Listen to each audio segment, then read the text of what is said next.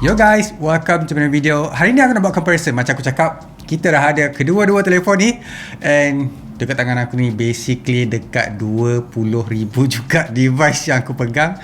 Tapi kalau korang ada duit dan nak beli foldable phones, yang mana satu patut korang pilih? Kali ni aku akan simplifikan dekat korang untuk pilih yang mana satu. Sebab kita ada dua jenama gergasi ni yang buatkan kita tak tahu nak pilih. So sekarang kita akan simplifikan, bagi korang tengok, pilih sendiri dengan result yang aku ada. So that senang. Korang nak bayar, pergi dekat cashier, bang nak ni satu ikat tepi tapi pinjam dulu 100. Okay, without wasting more time, jom kita buat comparison dulu. Okay, first kita nak cakap pasal dia punya ketebalan dulu. Since kedua-dua ni sebenarnya ada profil yang berbeza tau. Kalau kau nak tahu, untuk Oppo ni sebenarnya dia punya ketebalan is a bit nipis berbanding dengan Samsung Galaxy Z Fold 5. Apa yang membuatkan aku side sedikit sebelah Oppo sebenarnya adalah dia punya ketebalan tu. Sebab korang tahu kan, aku sebagai pengguna perlukan telefon yang a bit nipis daripada biasa, especially bila kau beli sebuah telefon yang boleh lipat ataupun skrin yang lagi besar. Form factor ataupun size tu sangat-sangat bermain peranan. Ketebalan yang ada dekat Oppo dekat sini adalah 5.8mm, tapi yang ada dekat Samsung Galaxy Z Fold 5 adalah 6.1mm. Walaupun milimeter tu boleh kata kecil je, tapi bila duduk dalam poket akan bagi a huge difference bila korang berjalan ataupun dalam jangka masa yang panjang duduk dalam poket. Tapi tengok juga dia punya berat. Dekat sini Oppo dia punya berat adalah 239 gram. Samsung 253 gram. Perbezaan yang agak ketara dekat situ bila cakap pasal berat. But korang tahu tak apa yang termasuk akal bila aku cakap pasal saiz yang Oppo ni sebenarnya lagi kecil? Dia punya skrin sebenarnya Oppo lagi besar. Dia lagi nipis, dia lagi ringan, tapi dia punya skrin lagi besar. Dekat sini dia punya saiz adalah 7.8 inci skrin, yang ni hanya 7.6 sahaja. Kalau bila aku bandingkan macam ni, korang tak dapat macam beza sangat kan? Tapi bila guna, korang akan nampak dia punya perbezaan. And get this, telefon ni lagi ringan, dia lagi nipis, tapi dia ada bagi extra butang dekat sini untuk korang silentkan dan juga buat telefon korang ringing ataupun berbunyi. So which is macam dia ada extra features, tapi dia paling ringan dan juga paling besar. Pelik dekat situ Oppo. What kind of sorcery is this? Since kita cakap pasal foldable phones, benda yang wajib kita akan cakap juga adalah dia punya hinge dekat sini. Dua-dua ni sebenarnya ada teknologi yang berbeza. Samsung pakai yang teknologi baru juga dia punya hinge. Oppo juga dia pakai teknologi yang baru. Samsung tahun ni dia dah ubah a few things. Contohnya macam dia buatkan dia punya hinge tu lagi ringan, and dia buatkan dia punya screen tu lagi less crease. Basically dia tarik sikit dia punya screen tu ke bawah untuk boleh buatkan dia punya screen lagi mudah ataupun lagi less untuk berlipat dengan lebih tajam. Flexion hinge yang ada dekat Oppo dekat sini is a bit different tau. Kalau kau nak tahu, dia dah tutup rapat, tapi bila Oppo cakap dia nak improvekan, dia akan buatkan dia punya hinge lagi ringan untuk buatkan telefon ni rasa lebih light dekat tangan. So dekat sini result dia adalah 15% lagi ringan. Macam mana dia buat? Oppo kata dia dah guna zirconium liquid metal untuk buatkan dia punya hinge ni lagi better, dan juga dia dah guna aircraft grade steel untuk buatkan dia punya hinge lagi ringan kalau ikutkan. So this is a result untuk 15% lagi better. Tapi bukan dekat situ je, mengikut result TUV Ren lain juga dia dah buat ujian dekat sini dan boleh lipat dan tutup sebanyak 1 juta kali. How impressive is that kalau korang tanya aku, and boleh tahan bertahun-tahun lah kalau ikutkan. Basically habis software update, korang still dapat guna dia punya hinge. So that's how better dia punya flexion hinge berbanding yang lain. But that's not all lah. Bila aku cakap pasal sebuah foldable phones, ramai orang tak nak pergi ataupun tak nak beralih sebabkan dia punya crease dekat tengah tu. And sekarang kita dah like a few generation dah buatkan ada perbezaan dah antara first generation dan juga sekarang ataupun a current generation. So dekat sini bila aku comparekan antara dua ni, memang akan ada beza tau. Sebab dua-dua ni kalau ikutkan memang yang paling latest tahun ni dilancarkan dan paling baru. And bila aku comparekan kedua-dua ni, memang akan nampak sebelah Oppo lagi less terganggu bila korang tengok dekat tengah ni. Especially bila korang slide tau. Dekat Oppo ni memang rasa less crease berbanding yang ada dekat Samsung. Yang mana Samsung ni dia lebih tajam dia punya crease dekat tengah tu.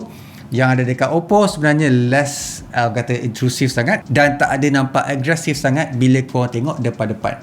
And aku jaminkan dekat korang, kalau korang tak cari dia punya case tu, korang tak akan nampak tau. Unless macam dekat Samsung ni, yang mana any part aku macam toleh, dia still akan nampak. So I'm quite impressed dengan apa yang Oppo buat dengan dia punya screen.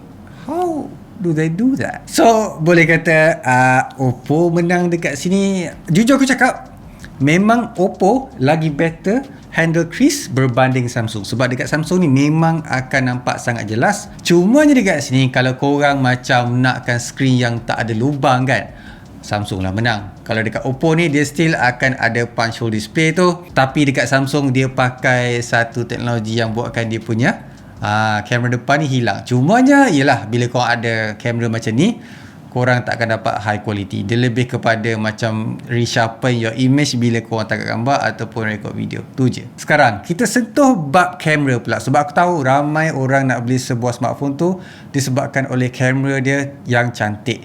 Kalau tak cantik, obviously tak akan ada orang beli. Betul tak? Aku walaupun telefon tu canggih macam mana pun, untuk aku ambil dia sebagai daily driver, memang taklah cerita dia. So, apa yang ada dekat Samsung dekat sini is quite simple setup tau. And dia punya design pun tak ada macam intrusive sangat ataupun massive sangat, berlainan dengan apa yang ada dekat Oppo, yang mana menunjukkan yang ni adalah memang obviously fokuskan dekat dia punya hasil kamera, especially bila kau nampak H dekat situ. So tu adalah bermakna dia orang collaboration bersama Hasselblad untuk buatkan kamera ni lagi better daripada kebanyakan smartphone yang ada dekat luar sana, especially bila cakap pasal sebuah foldable phone tau. And dia punya setup dekat sini is a bit different tau. So dekat sini dia pakai 50 megapixel untuk dia punya main camera. Lepas tu telefoto 10 megapixel, ultra wide 12 megapixel juga. Yang ada dekat Oppo dekat sini is a bit powerful. So this one, dia punya main camera adalah 48 megapixel.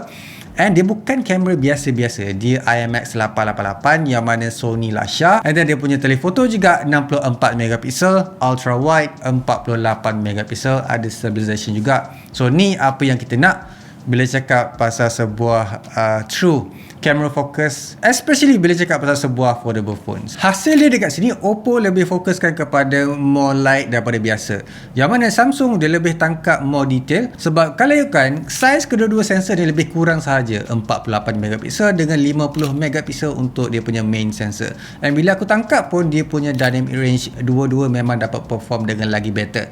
Cuma dekat sini kau boleh tengok contrast, kau boleh tengok shadow, yang mana Oppo lebih kepada natural dan tak ada macam naikkan dan buatkan dia punya shadow tu nampak grainy ataupun ada noise. Kedua-dua kamera ni ataupun hasil dia memang superb, tak ada masalah. Most of the time aku akan puji yang ada dekat Oppo juga, sebab aku boleh nampak dynamic range is a bit better tau berbanding dengan Samsung. In terms of dia punya colour pula, aku boleh nampak yang kamera daripada Oppo ataupun Hasselblad punya collaboration ni nampak is a bit natural, tak ada macam fokus kepada vivid sangat, dan dia a bit flat berbanding biasa. Samsung pula dia tak ada maknanya nak pergi ke arah macam flat look. Dia lebih suka kalau orang tangkap gambar dan sedia untuk post dekat social media. Tu macam mana Samsung proses dia punya sensor berbanding dengan orang lain. Lepas tu aku guna juga untuk tangkap gambar selfie, tapi yang ni memang fokus terhadap main sensor dia tau. So selfie kali ni aku akan try dia punya portrait mode, and korang boleh nampak bokeh yang ada dekat Samsung dan korang boleh nampak bokeh yang ada dekat sebuah telefon daripada Oppo. Korang boleh nampak aku agak impressed dengan ketajaman yang dua-dua dapat bagi. And cuma je dekat sini adalah tone color tu is a bit different kalau nak dibandingkan. Yang mana kau boleh nampak Oppo dekat sini there's a lot color to it berbanding yang ada dekat Samsung. Tapi yang ni korang boleh nilai sendiri. But kalau nak bandingkan bila tangkap gambar jauh, obviously Oppo dekat sini menang juga, and menang banyak sebenarnya. Sebab kalau tengok apa yang Samsung bagi cumalah 3 kali optical zoom, tapi yang ada dekat Oppo is quite superb, 3 kali zoom juga, and boleh pergi sampai 5 kali zoom, yang mana dia orang actually dapat bagi sampai 120 kali zoom. Tapi yang tu aku tak prefer lah. Tapi bila aku tengok balik apa yang Samsung bagi sampai 20 ataupun 30 kali zoom, dekat sini Oppo dapat tangkap 30 kali zoom sangat flawlessly, and tak ada grainy sama macam yang ada dekat Samsung. Yang tu memang dah habis dah, perhabisan dah. Dekat Oppo 30 kali zoom still nampak okay, still nampak perfect. and tak ada nampak macam artificial sangat ataupun over sharpen sangat, walaupun memang akan ada over sharpen tu. Samsung is a bit less proses dengan bagus bila cakap pasal sebuah digital zoom. Sekarang kita akan cakap pasal kelebihan bila ada skrin yang besar macam ni untuk sebuah foldable. Kalau tak, dia akan jadi macam sebuah tablet saja kan. Dekat sini aku boleh cakap one of the device ni sebenarnya adalah pioneer untuk sebuah foldable phones. Tapi ada juga orang yang dah improve and dapat cari-cari yang paling sesuai untuk buatkan telefon tu lagi produktif.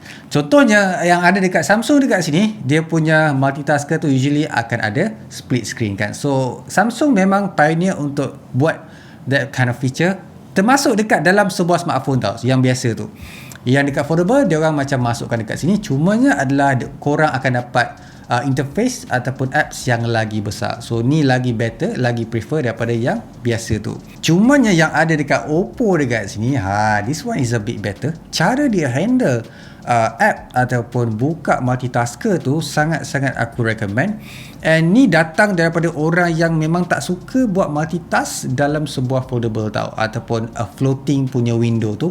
Aku sangat anti bila terlalu banyak dan tak praktikal. So dekat sinilah yang mana aku cakap this is how we do it. Samsung, apa yang Oppo buat patut ditiru oleh ramai orang, sebab cara dia nak navigate, cara nak tukar, cara nak kita nak proses ataupun nak guna app tu sangat-sangat simple, and buatkan aku cakap ni macam guna banyak smartphone dalam satu masa sahaja. That's how orang kata intuitive, that's how aku cakap memang produktif multi window yang ada dekat Oppo Find N3 ni. Oppo namakan dia punya feature ni adalah boundless view. So korang boleh view korang punya app so memang effortlessly, orang kata smoothly, and aku sangat-sangat suka dengan apa yang Oppo buat dekat sini. Yang ada dekat Samsung ni bagus, tapi Oppo is so much better kalau nak multitask ke, especially bila orang nak buat produktif punya stuff, contohnya macam buat research ke, nak ambil nota ke. Aku boleh kata Oppo memang terbaik lah untuk buatkan benda tu dekat sini, a bit better berbanding yang ada dekat Samsung. Boleh kata dia punya apps dekat sini memang function sangat-sangat, instead of rasa macam cramp and rasa macam tak tahu nak pergi dekat mana and menyusahkan. Ada benda baru kau nak belajar, dekat sini kau boleh faham sekejap saja and tak ada rasa hassle sangat. Bila buka semua apps ni, korang boleh pinch out and tengok semua apps yang korang dah buka. Benda tu juga buatkan special yang ada dekat Oppo ni untuk tengok semua benda bila korang buka apps banyak-banyak. So tak adalah macam nak cari ataupun tutup apps banyak kali untuk tengok dekat mana lagi apps yang perlu korang tutup. So korang akan fully utilize screen yang ada dekat Oppo Find N3 ni, that is 7.8 inci. Tapi dekat Samsung pun korang akan dapat utilize juga, cumanya dia punya size tu adalah 7.6 inci dan korang hanya boleh buka contohnya macam 2 apps saja. And then untuk korang tak boleh buka sebanyak macam apa yang Oppo dapat buat. Boleh buka, tapi dia lebih kepada floating punya kind of apps. Tapi yang tu aku sangat-sangat tak recommend bila rasa macam semua benda cramp ataupun rasa semua benda dikecilkan, buatkan aku tak rasa macam nak buat produktif punya stuff. Rasa hassle lah, jujur aku cakap. Alright, ada lagi yang aku boleh ceritakan dekat korang, that is dia punya bateri dekat sini. Apa yang ada dekat Samsung is basically besar dah dia punya bateri, 4400 mAh. So telefon ni memang dapat tahan lama, cumanya untuk size screen dan juga keterangan screen tu akan buatkan dia punya bateri drain sangat-sangat laju. Bateri ni dalam masa like more than 1 hour, dan juga dia punya wattage hanya 25 watt sahaja. Kau boleh naik juga sampai macam like 45 watt, tapi Samsung macam dah tak promote dah benda tu. Yang ada dekat Oppo Find N3 ni, dia punya battery size lagi besar daripada Samsung, 4800 mAh, and memang patut pun. Dah lah, dia lagi nipis, dia lagi besar dia punya size screen, and buatkan aku cakap well, it's a no-brainer juga. Tapi not just that, dia boleh tahan lama dan juga dia punya battery pun dapat charge dengan laju 67 watt, and kau boleh charge dalam masa sekejap je. Kalau kan macam like less than 1 hour. So this is a good stuff kalau korang nak pergi ke arah sebuah foldable phone. Alright, aku rasa tu je lah apa yang aku boleh cakap tentang kedua-dua telefon ni. A simple comparison and a simple result yang korang boleh nampak, korang boleh tengok dan korang boleh nilai sendiri yang mana terbaik, yang mana satu yang korang patut elak. Tapi bagi aku, kedua-dua ni a whole long research untuk buat, dan finally kita ada salah satu pemenangnya, yang mana korang sendiri boleh decide antara kedua-dua telefon ni. By the way, harga dia is a bit different tau. So yang ada dekat Samsung Harga dia adalah RM7,299, tapi yang ada dekat Oppo dekat sini adalah RM7,999. Dia punya pricing is a bit different, tapi kebanyakan feature yang aku suka sebenarnya adalah daripada Oppo. Dia pakai kamera yang besar, dia ada option untuk zoom lagi jauh, dia punya calibration dengan sebelat, screen lagi besar, UI untuk multitasker tu aku sangat-sangat suka, especially bila kau seorang yang sangat fokus terhadap produktif. So ni adalah a go-to aku untuk pilih bila beli sebuah foldable phones. Korang pula yang mana satu? Cuba korang komen dekat bawah, aku nak tahu juga. Macam biasa guys, leave a like, subscribe, so keep smiling, and I will see you guys on my next video. Bye. Okay, sekarang kita akan bandingkan mana yang paling kuat. Oh, Samsung punya ada bunyi flip. Yang ni tak ada bunyi.